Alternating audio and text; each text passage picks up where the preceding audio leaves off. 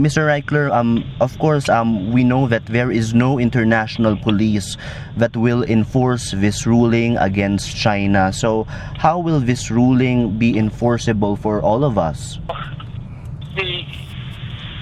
The answer is it will depend on the conduct of the of other affected states and the international community in general.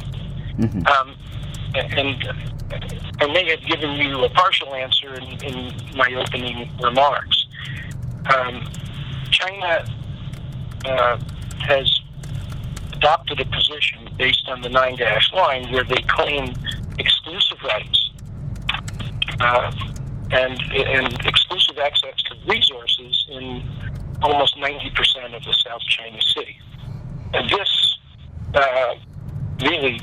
claim really ignores and obliterates the rights not only of the Philippines but of all of the other coastal states along the South China Sea. Yeah, Mr. Reichler, I think that if these other states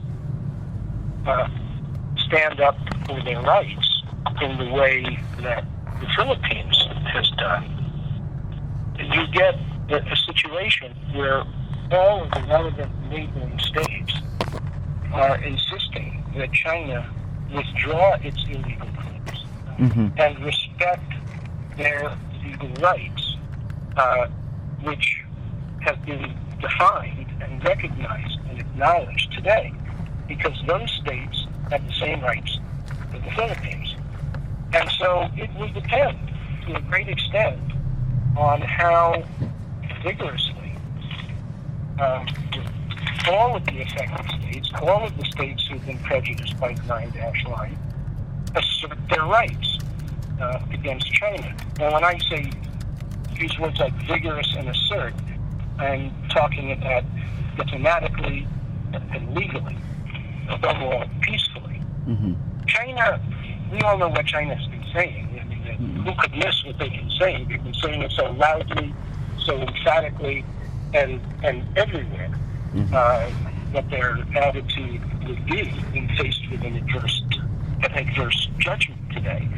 But my view is that, of course, we have to take seriously what they say, but it's not the end of the story. Because what they say today and tomorrow and next week may be intended to intimidate their neighbors and dissuade them from asserting the legal rights that they have that have today been acknowledged. Now, if the other states refuse to be intimidated and continue to insist that their rights under the Law of the Sea Convention be respected by China, as well as the rights of the Philippines, and if they can work together in unity, you may see a different response from China in 6 months, or in a year, or 2 years, because China's choice will then be to live outside the law and contrary to the law, violating, trample on the rights of all of its major ASEAN neighbors, but endure a long period of embitterment, instability, and insecurity. And the way out for China and all of the states of the region is to sit down and negotiate, peacefully, of course, a solution where everybody's rights are respected, including those of China. And that would necessarily be based on the contents and the standards and the rules and the principles set forth in the award that was issued today.